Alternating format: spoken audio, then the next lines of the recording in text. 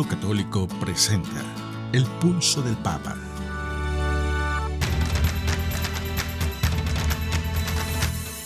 El Pulso del Papa, desde Ciudad del Vaticano. Servicios informativos de Ver y Creer. La actividad pontificia y los acontecimientos de relevancia mundial, con enlaces directos a Radio Vaticana, CENI y Vatican Information Services. El Pulso del Papa, desde Ciudad del Vaticano. Servicios informativos de Ver y Creer.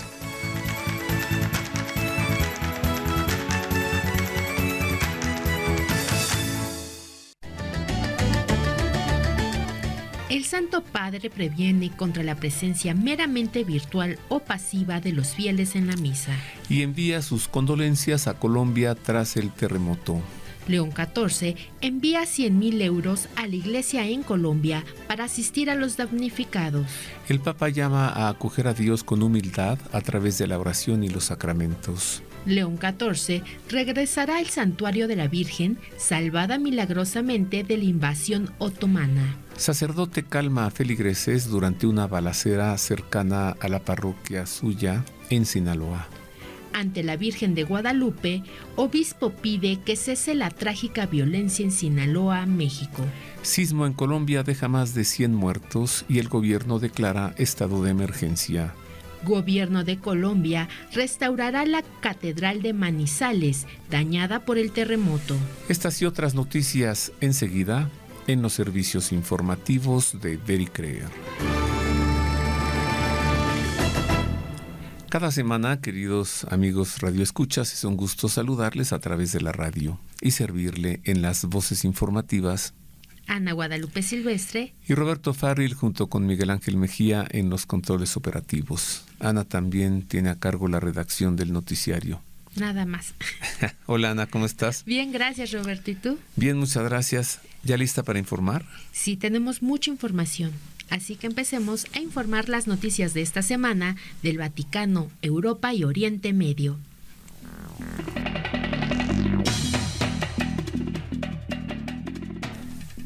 Iniciamos con información apostólica para darle a conocer que el Santo Padre previno contra la presencia meramente virtual o pasiva de los fieles en la misa, y esto lo hizo durante la catequesis de la Audiencia General del pasado miércoles, en la que destacó la importancia del año litúrgico en la vida de fe. El encuentro con el Santo Padre tuvo lugar el pasado 12 de agosto en la Basílica de San Pedro, cuyo pasillo central recorrió el pontífice a pie, saludando y bendiciendo a fieles de todas las edades, llegados de diversas partes del mundo. En su catequesis, que continúa el ciclo dedicado desde hace unas semanas a la Constitución Conciliar Sacrosanctum Concilium, el Papa recordó, citando la encíclica Mediator Dei de su predecesor, Pío XII.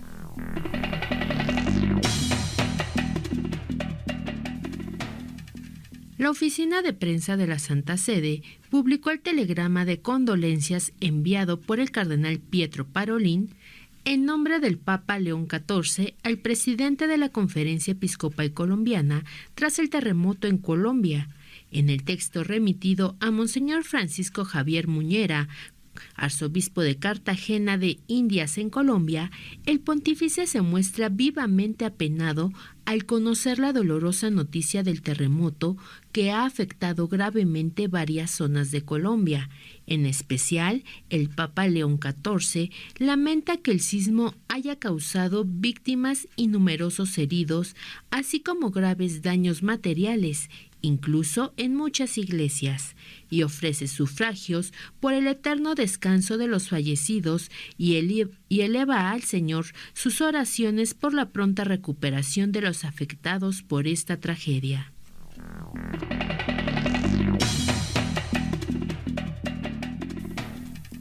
León XIV dispuso que por medio de la limosnería vaticana se envíen 100.000 euros a la Iglesia Católica en Colombia para asistir a los damnificados por el terremoto del pasado 10 de agosto que golpeó varias ciudades en el occidente del país. La información brindada por Vatican News fue confirmada en el sitio web de la Conferencia Episcopal de Colombia. La concreción de esta ayuda fue gracias a la coordinación del prefecto del Dicasterio para el Servicio de la Caridad, Monseñor Luis Marín de San Martín, con la nunciatura y el presidente del episcopado, Monseñor Javier Múnera.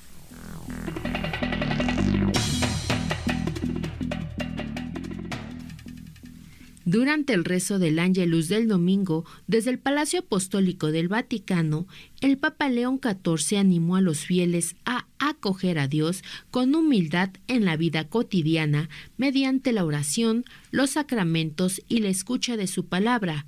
Jesús no nos abandona nunca, y si nos acogemos con humildad en la barca de nuestra vida, con la oración, con los sacramentos y con la escucha de su palabra, encontraremos en él la paz, la luz y la fuerza para nuestro camino, afirmó el pontífice.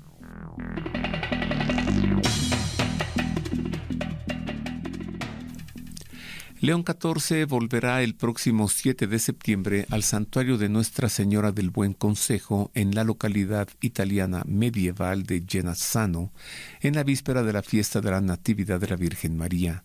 La visita tendrá apenas un significado especial, ya que durante la jornada se presentará una pintura que lo muestra orando ante esta histórica imagen mariana. Se tratará de la segunda visita del pontífice a este lugar desde que fue elegido sucesor de Pedro. Recordemos que apenas 2 días después de su elección, el Papa sorprendió a los fieles al desplazarse hasta este santuario situado a unos 40 kilómetros de Roma para encomendar su ministerio a la Virgen Madre del Buen Consejo, que se encuentra y se venera al interior de una iglesia atendida por frailes agustinos. El Papa, como es agustino, le tiene devoción a este icono mariano.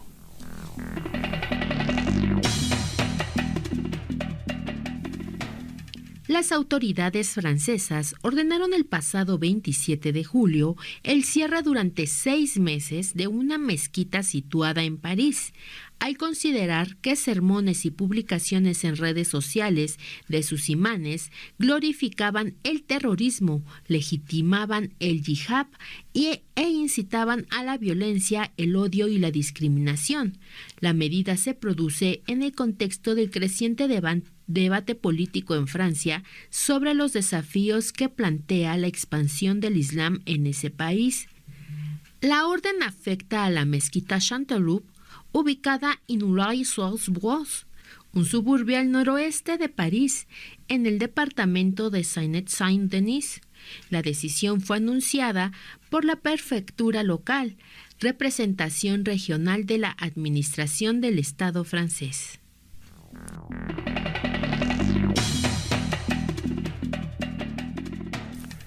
Mientras se siguen confirmando las actividades del Papa León XIV en América Latina en noviembre y ya es público el programa para Francia en septiembre, hace 2 días comenzó el trabajo para un posible viaje apostólico a Polonia.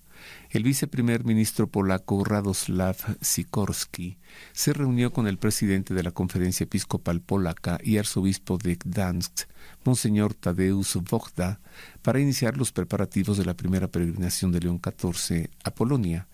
La visita papal será un evento organizado conjuntamente por el gobierno polaco y la Iglesia.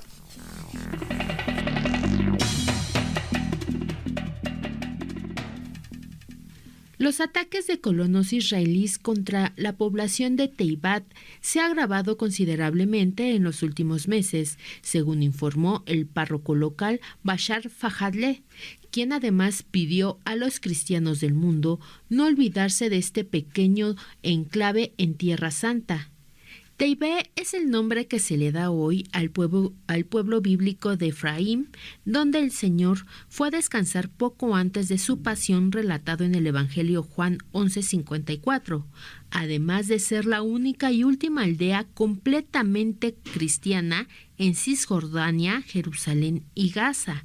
La situación de Teibé ha empeorado drásticamente en los últimos meses.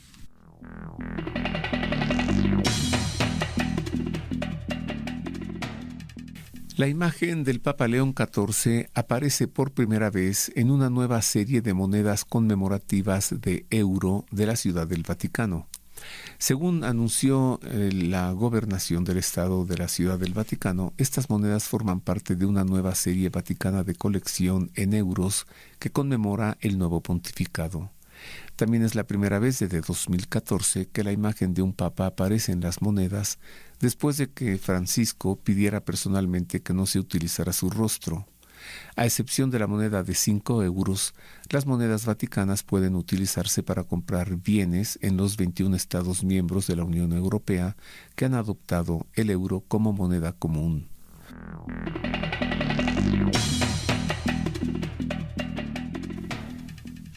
Monseñor Edgar Iván Rimaicuna Inga, capellán de su santidad y secretario personal del Papa León XIV, transmitió el saludo del pontífice durante una misa celebrada el pasado domingo 9 de agosto en Chiclayo y destacó el sentido espiritual de su próxima visita al Perú.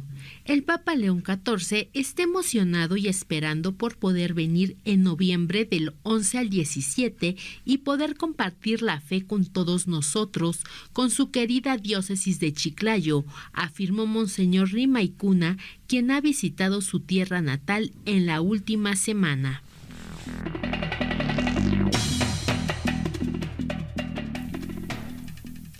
Y hasta aquí el resumen informativo de esta semana del Vaticano, Europa y Oriente Medio. Más adelante le vamos a presentar el resumen informativo de México y América. Vamos a hacer un enlace también en este momento con Radio Vaticana, la radio del Papa, para escuchar las palabras en español del Santo Padre del pasado 12 de agosto durante la audiencia general. Radio Vaticana, la radio del Papa.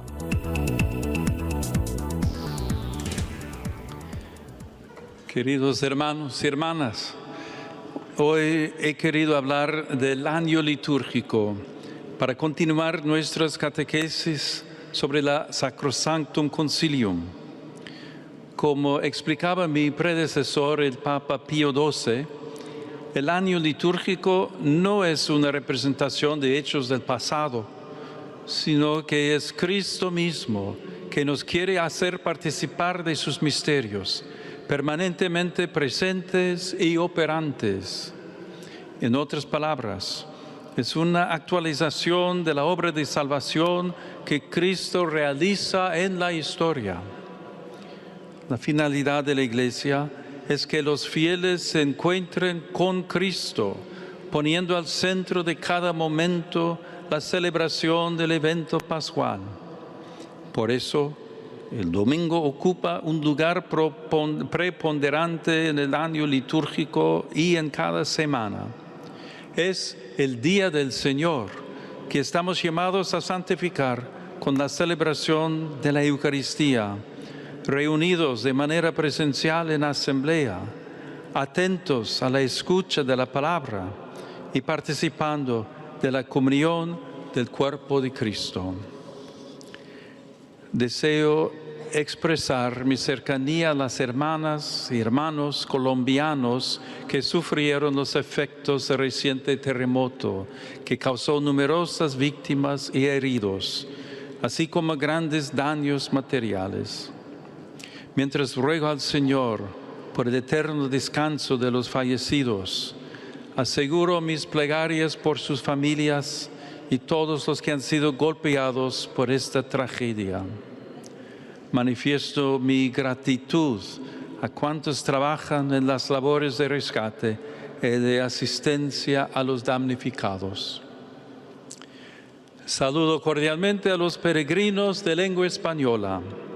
Pidámosle a la Virgen María, quien llevó a Cristo en su seno, que interceda por nosotros, para que también como ella podamos participar de los misterios de Cristo, especialmente en la celebración dominical de la Eucaristía. Que Dios los bendiga. Muchas gracias.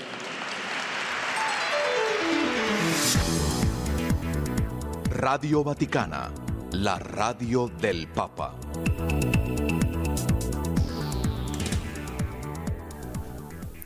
Y hasta aquí la crónica de la catequesis del Santo Padre durante la audiencia del pasado miércoles, que tuvo que celebrarse al interior de la Basílica de San Pedro por el calorón y el solazo que hay afuera en la Plaza de San Pedro. Están en Ferragosto. Estamos en Ferragosto, el mes más caliente del año allí en Roma.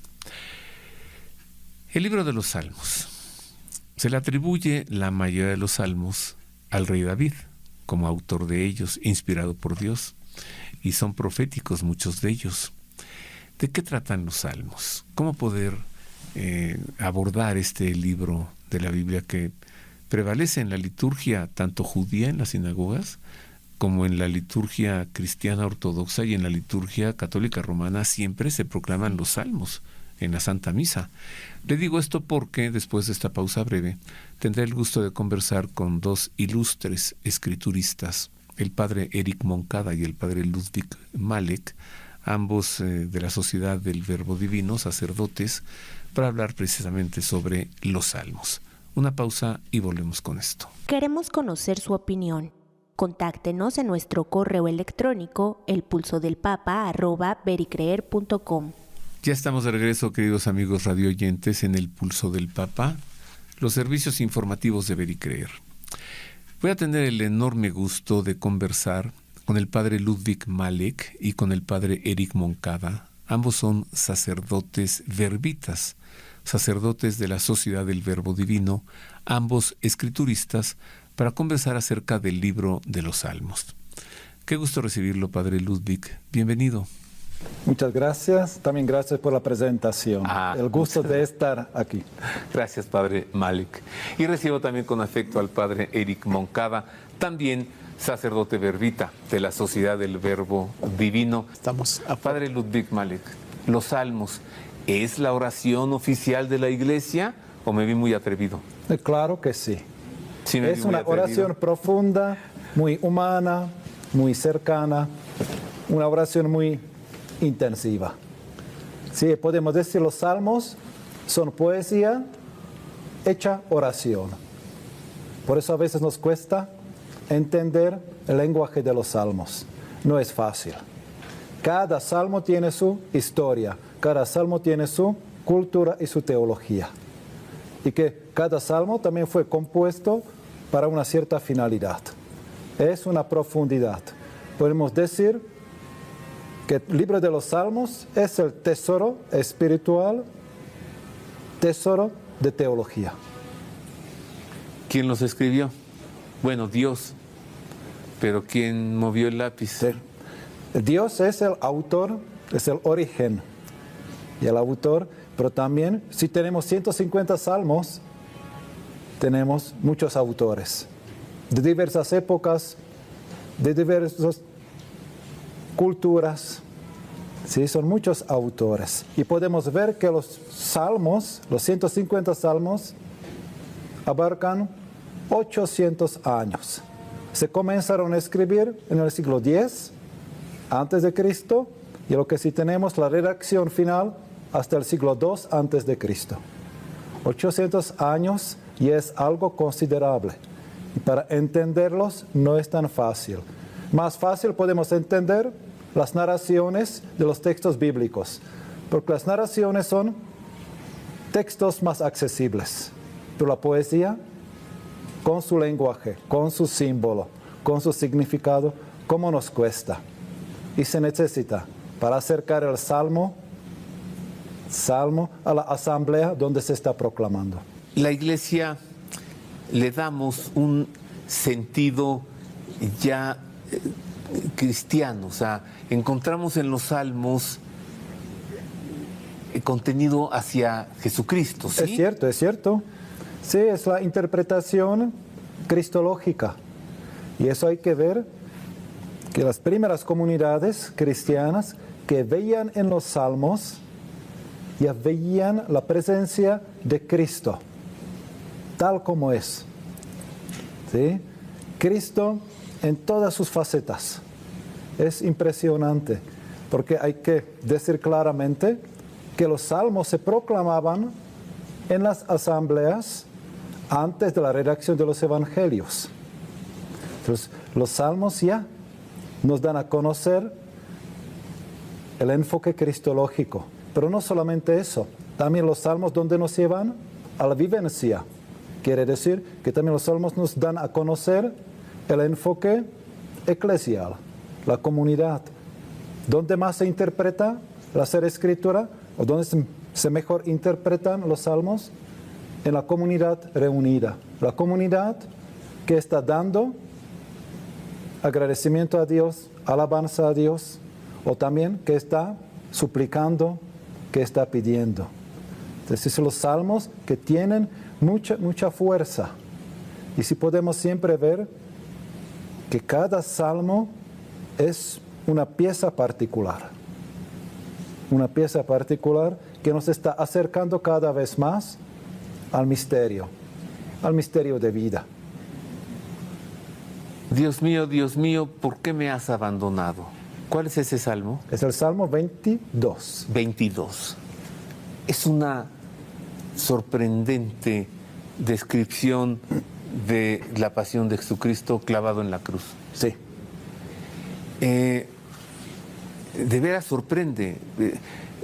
Han taladrado mis manos y mis pies, tengo la lengua pegada al paladar, tú me hundes en el polvo de la muerte, me acorralan. O sea, vamos, tenía que suceder el acontecimiento cristiano para darnos cuenta que el Salmo 22 habla de Cristo. Claro que sí. Y el Salmo 22, cuando tiene su lugar específico, se proclama el Viernes Santo. Y ahí en esas palabras tan fuertes, Eli, Eli, lama sabactani, Dios mío, ¿por qué me has abandonado? Pero en la tradición hebrea, ahí es una petición que lleva a la finalidad. Dios mío, ¿para qué me has abandonado? Que no se pregunta solamente por la causa, ¿por qué me has abandonado? Sino la finalidad. Y la finalidad, la respuesta, es la Pascua. Para enseñar la gloria, para vivir el triunfo de vida, para gozar la salvación de Dios. Y antes de Cristo, los antiguos hebreos, ¿cómo lo entendían? Como el pueblo en la esclavitud en Egipto. ¿Por qué me has abandonado aquí a Egipto? ¿Sí? Sí, no solamente el pueblo de Israel que vivía muchas experiencias. Las experiencias están presentes en los salmos. ¿Sí? A veces también si un poquito nos molesta que estemos proclamando los salmos y se repiten. Y todo eso es para entrar en ese proceso de la historia de salvación y para memorizar y también para dialogar. Que cada uno puede encontrarse en este camino de la historia de salvación, como pueblo, como comunidad o también como persona. Cada uno de nosotros tiene su propia historia. Al leer, al escuchar, al proclamar los salmos, nos estamos encontrando con experiencias de siglos que pueden ser como las de hoy. Exactamente. Por eso nos podemos identificar tanto con un salmo. Sí. Por eso podemos decir, esto es lo que me está ocurriendo a mí. Sí. Hoy. Dios me está hablando a través de estas circunstancias. Sí. Wow. Padre Eric, los fieles creyentes, ¿qué tanto buscamos los salmos en las ediciones, publicaciones, en las librerías y con qué intención se buscan? Tenemos una gran variedad de libros y nuestro público lo busca mucho porque al principio del programa se hablaba de que es el libro por excelencia de oración y es donde nos vamos identificando de una u otra forma y nos va iluminando.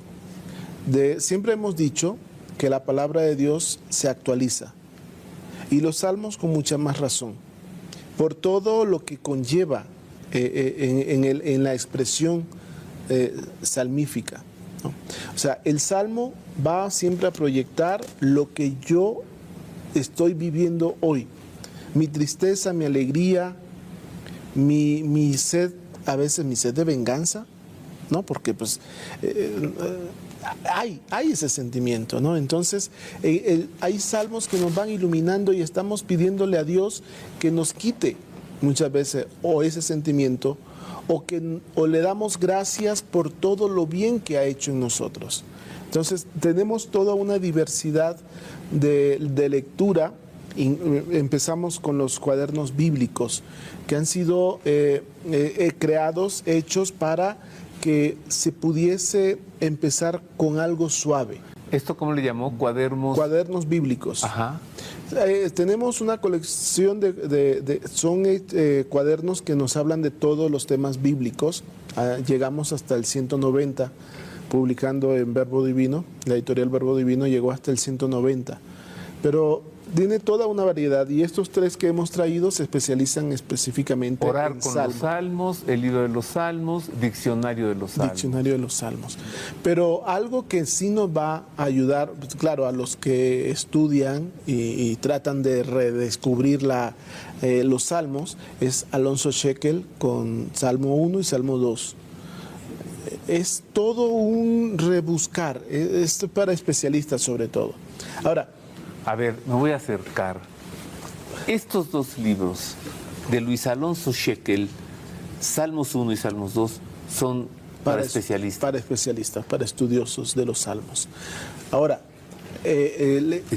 desde el pueblo, si queremos ya orar específicamente con los salmos, tenemos la Lectio Divina. A ver, estos de Luis Alonso Shekel y estos que nos decía usted, la Lectio Divina. La Lectio Divina, sí. Esa nos ayuda a interiorizar más. Es un libro para todos, o sea, no es solamente para estudiosos, sino también para poder, nos ayuda de una u otra forma a interiorizar en nuestra oración. Tiene esta dinámica pues de la oratio, la meditatio, ¿no? La lectio misma, y nos va ayudando a rumiar el salmo. Padre Ludwig, ¿cómo leerlos? ¿Cómo buscarlos? ¿Cómo elegir? Yo quiero citar unas palabras de un cardenal Schuster, que en paz descanse. Sus palabras me han encantado. Ajá. Es algo muy, muy profundo. Y él dijo una vez, tenemos 4 evangelios que muy bien conocemos, ¿sí? Marcos, Mateo, Lucas y Juan. Y él dice, el Salterio, los Salmos, es el evangelio del corazón de Jesucristo. Dicen, el corazón de Jesucristo. Y que ahí uno puede ver el espejo, uno puede ver el tesoro. Y toda la vida de Jesucristo. Y dicen, ahí hay que adentrarnos, sin fingimiento, tal como se nos presenta. Poco a poco ir leyendo, proclamando, darse cuenta que los salmos que tienen que ver con nuestra vida cotidiana. Entonces sí, esto de los salmos, sí siempre es una interacción entre lo humano y lo divino. Entonces es el libro del Sagrado Corazón de Jesús, ¿no? Sí. Sí. ¿Y qué le llevó a usted, Padre Ludwig, a hacer todo un doctorado centrado en los salmos? ¿Por qué no el Génesis? ¿Por qué no el Éxodo? ¿Por qué no algún profeta o el Apocalipsis o los Hechos? ¿Usted eligió los salmos o los salmos lo eligieron a usted? Las dos cosas. Sí. Las dos cosas. Los salmos no me han dejado en paz desde hace muchos años. Eso puedo decir claramente. Esa la inquietud ya he llevado desde hace 25 años. Para concluir con un trabajo, con una obra como se nos está presentando hoy. Pero dicen, ¿y los salmos? Yo no sé cantar, pero sí puedo proclamar los salmos, y los salmos desde la poesía siempre me dejan como una inquietud. ¿Y que de qué se trata? ¿Qué significa una palabra? ¿Por qué nos habla así? ¿Por qué esta metáfora? ¿Sí? ¿Por qué estas expresiones? Ahí conocemos los símbolos, los significados. Y a veces no es fácil para memorizar. Hay que repetir muchas veces. Muchas veces. Y para eso tenemos las proclamaciones litúrgicas. Usted ha memorizado mucho, supongo. Todos. Exactamente. El primer salmo, Claro que sí, porque como motiva, el primer salmo motiva, es como poner en marcha la existencia humana ante Dios.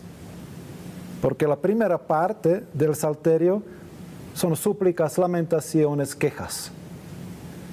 Y la segunda parte del salterio ya es alabanza, ya es agradecimiento, ya es júbilo. Entonces ahí podemos ver cómo el salterio nos quiere introducir en un movimiento que es nuestra vida, que desde la lamentación hasta la alabanza. Claro, ahora estás pasando por una crisis, estás pasando por vicisitudes y problemas. Pónselos al Señor y luego vas a estar agradeciendo. ¿Sí? Ahí podemos ver de qué manera y cómo. Ese relato en el Evangelio de la multiplicación de los panes y peces, que Jesús los sentó en grupos de 100 y de 50 sobre la verde hierba. ¿Qué no se repite el Salmo? El Señor es mi pastor, nada me falta. En verdes praderas me hace reposar, me sirve un banquete, llena mi copa hasta los exactamente. bordes. Casi Jesús está haciendo lo que está escrito en el Salmo, ¿no? Sí, exactamente. El Salmo 23, junto con los otros salmos, está trabajado en este libro. Y el Salmo 23 es un salmo pascual por excelencia, porque nos habla interpretación cristiana, nos habla de los 3 sacramentos. ¿Cuáles son? El Señor es mi pastor, nada me faltará. En verdes praderas me hace reposar. Aguas tranquilas me conduce. Aguas tranquilas ya es nuestro bautismo.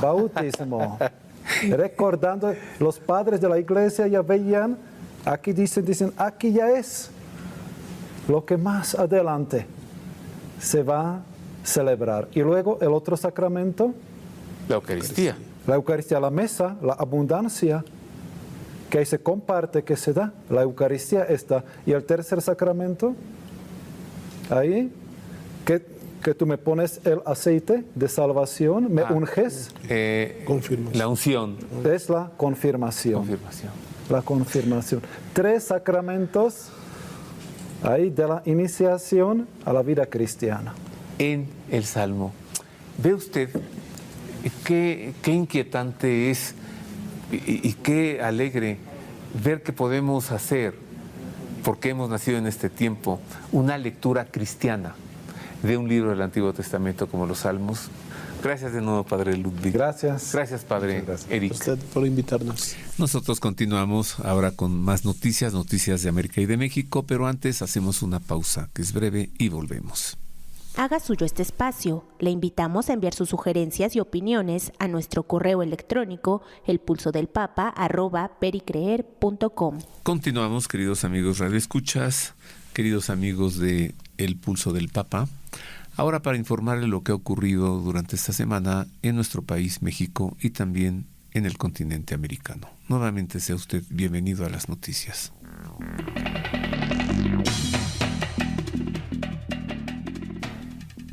En medio del temor generado por una balacera en los alrededores de la parroquia de Nuestra Señora de Fátima, ubicada en el estado de Sinaloa, el padre Joel Valdés Villegas tomó la palabra para ayudar a calmar a la feligresía.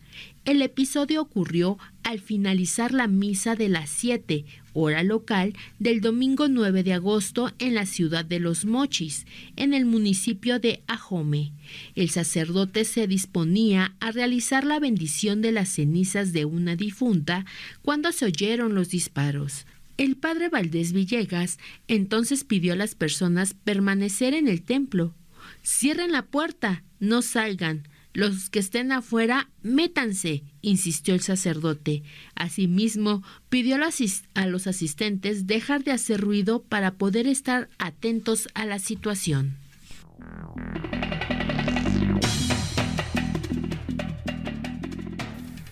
En más noticias de México y de Sinaloa, Al presidir la peregrinación anual diocesana a la Basílica de Santa María de Guadalupe, Monseñor Mario Espinosa Contreras, obispo de Mazatlán, en Sinaloa, pidió que cese la trágica violencia que tanto nos ha afectado en nuestros pueblos, ciudades, campos y carreteras.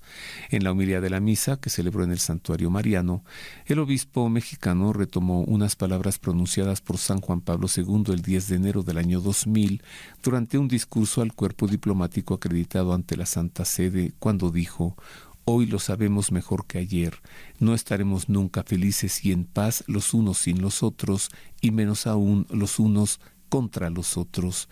Así lo había dicho el Papa Juan Pablo II.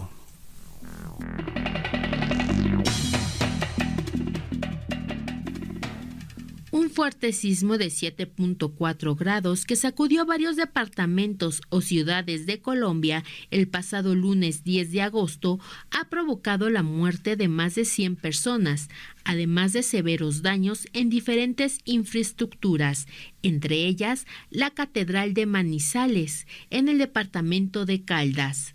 Después de una reunión en Bogotá con el Comité Nacional para el Manejo de Desastres, el presidente Abelardo de la Espriella declaró el estado de emergencia para poder articular las ayudas a las 9 ciudades afectadas por el sismo, considerado el más fuerte de la última década. En su cuenta de X, el secretario de Estados Unidos, Marco Rubio, dijo que el gobierno norteamericano está siguiendo de cerca el fuerte terremoto que azotó Colombia y estaban listos para brindar apoyo al pueblo colombiano.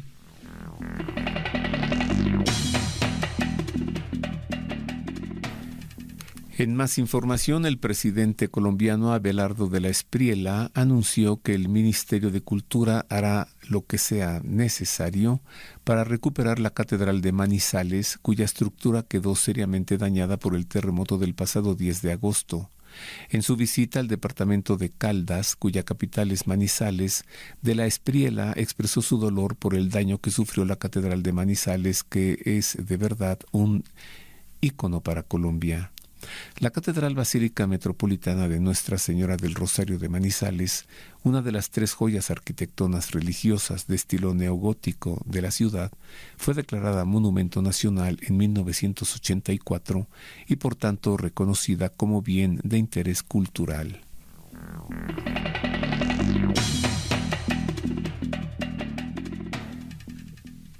El terremoto del pasado 10 de agosto, que sorprendió a innumerables colombianos durante la celebración de la misa en diferentes parroquias, una de estas fue la Iglesia de la Santísima Trinidad en Palmira, Valle de Cauca, donde el sacerdote puso a los fieles a salvo, acompañados por la hostia recién consagrada.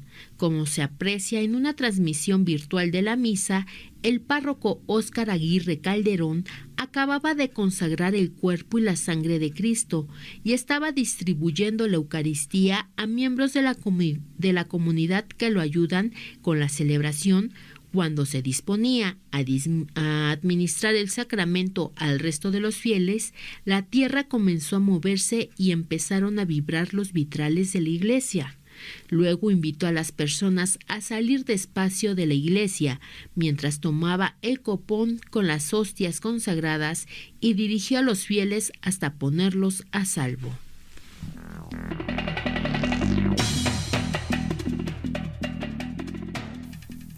Durante su breve visita a México, el cardenal Pietro Parolin, secretario de Estado de la Santa Sede, tuvo especiales palabras para las madres de los desaparecidos al celebrar la Santa Misa en la Basílica de Guadalupe el pasado miércoles 5 de agosto. En su homilía, según informó Vatican News, el cardenal Parolin dijo que la Virgen María nunca deja de mostrar su cercanía y preocupación por sus hijos, ayudándoles siempre a acercarse cada vez más a su divino Hijo. El cardenal Parolin llegó de visita a México el 4 de agosto con una agenda que incluyó una reunión con la presidente de México, Claudia Sheinbaum, la celebración de la misa en la Basílica de Guadalupe, un encuentro con líderes del Diálogo Nacional por la Paz y con el Consejo de Presidencia de la Conferencia del Episcopado Mexicano. ¿Qué es a lo que vino? O sea, a eso vino el cardenal Parolín, a reunirse con los obispos de México.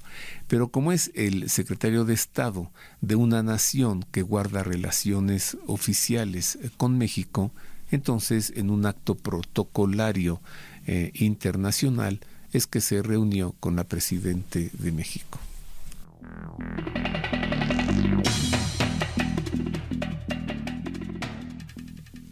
El cardenal Pietro Parolin, secretario de Estado del Vaticano, se refirió a un eventual viaje apostólico del Papa León XIV a México, indicado que llegará también la visita a México, aunque los tiempos todavía no están determinados. Entrevistado por el semanario Desde la Fe de la Arquidiócesis de México, el cardenal Parolin reconoció que no podía decir mucho sobre eso, porque no tenía información sobre una eventual fecha. Sin embargo, dijo saber que se ha manejado también por parte del Santo Padre la posibilidad de una visita a México. Entonces, se tratará de fijar una fecha más adelante. Por el momento, saber nada se acerca de los tiempos, agregó el secretario de Estado del Vaticano.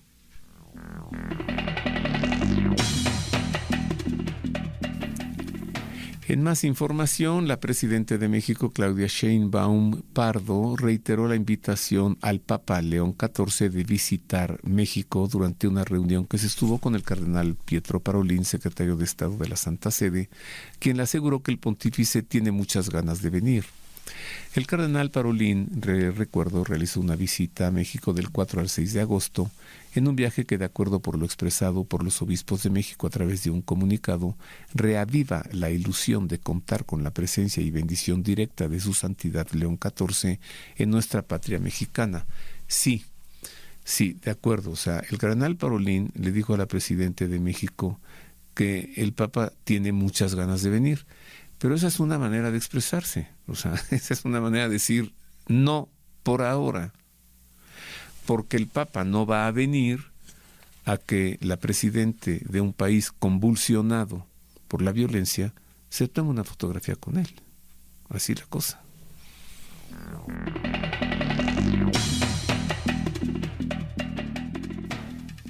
Una parroquia católica de Nueva York sufrió el que, según la diócesis de Brooklyn, es el cuarto incidente de vandalismo en 2 años después de que un hombre destruyera una estatua de la Virgen María durante un ataque perpetrado de madrugada. El acto vandálico contra la Iglesia Católica de Santa Rita, ubicada en el barrio de Long Island City en Queens, ocurrió el pasado 1 de agosto, cuando un hombre saltó la valla que rodea el patio de la parroquia y destrozó con un martillo una estatua de la Virgen. Las fotografías del ataque mostraron la estatua de la Virgen María derribada de su pedestal y hecha pedazos.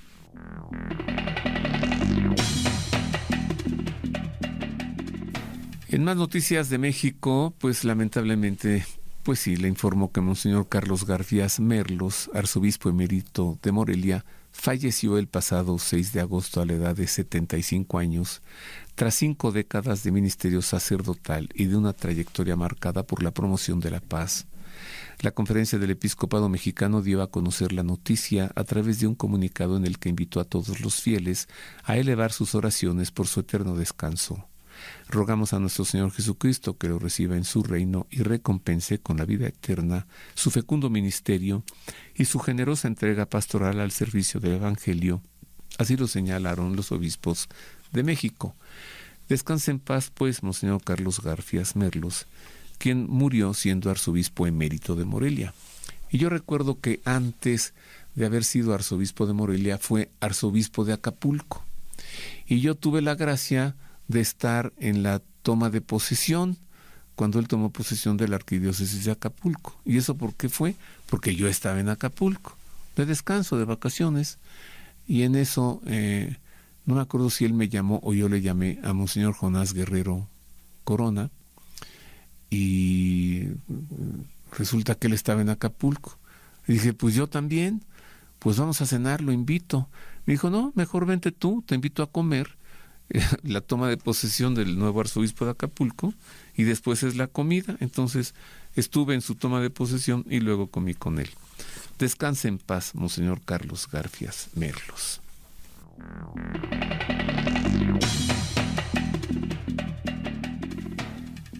El Santuario Nacional de María Auxiliadora en Stony Point, Nueva York, en los Estados Unidos, presentó el pasado domingo 9 de agosto una reliquia de primer grado del joven mártir cristero José Sánchez del Río, conocido como San Joselito.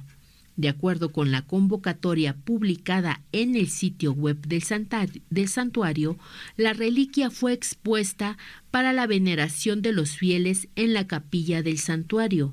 La jornada comenzó a las 4 de la tarde con una procesión y el rezo del rosario con la reliquia.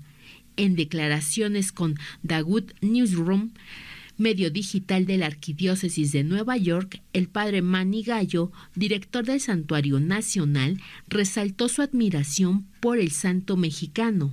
San José Sánchez del Río proclamó su fe con valentía. Era tan joven y es una inspiración para todos, jóvenes y mayores, aseguró.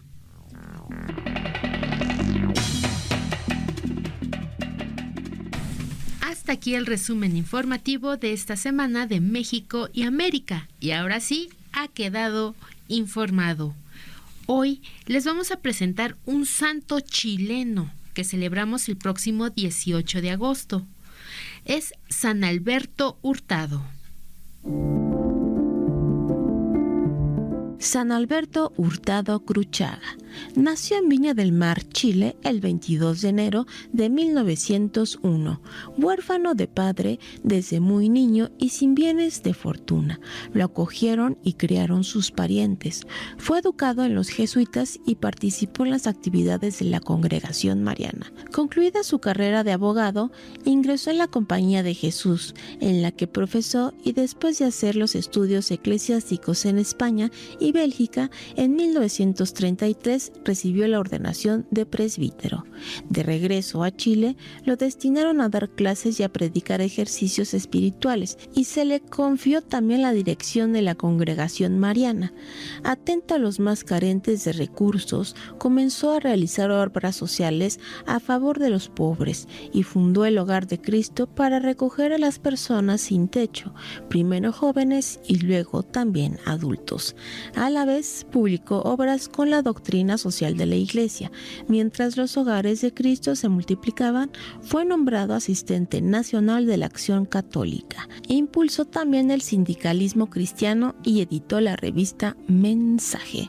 Un tumor maligno puso fin a su vida en Santiago de Chile el 18 de agosto de 1952. Fue canonizado por San Juan Pablo II el 23 de octubre de 2005. Su memoria litúrgica la celebramos el 18 de agosto.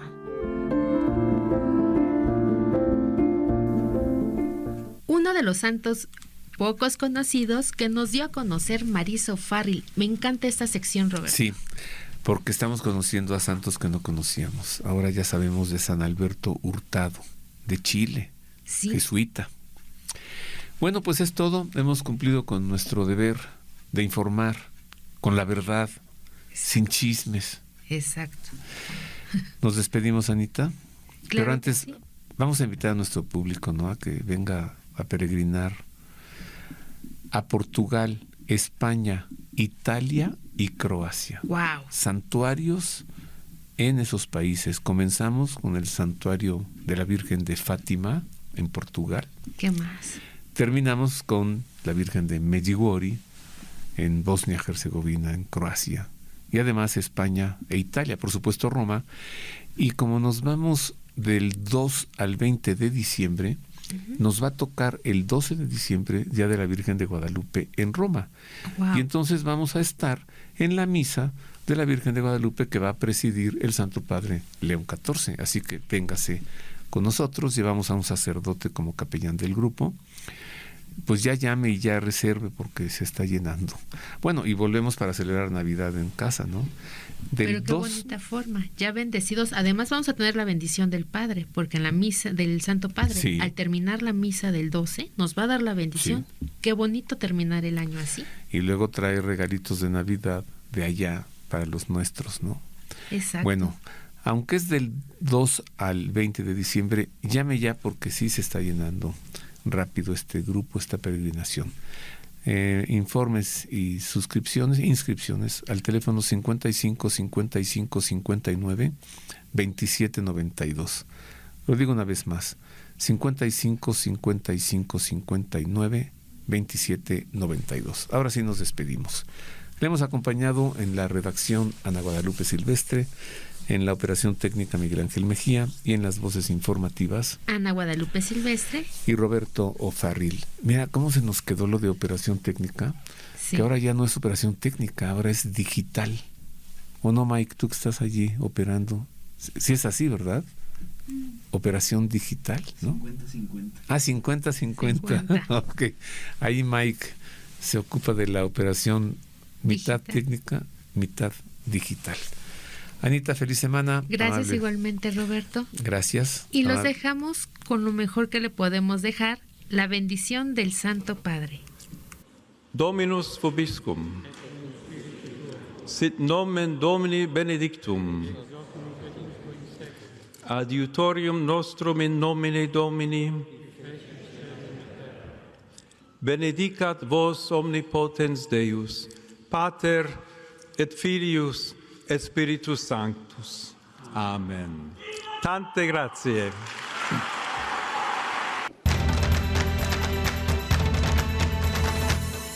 El pulso del Papa, desde Ciudad del Vaticano. Servicios informativos de Ver y Creer. La actividad pontificia y los acontecimientos de relevancia mundial, con enlaces directos a Radio Vaticana, CENIT y Vatican Information Services. El pulso del Papa, desde Ciudad del Vaticano. Servicios informativos de Ver y Creer.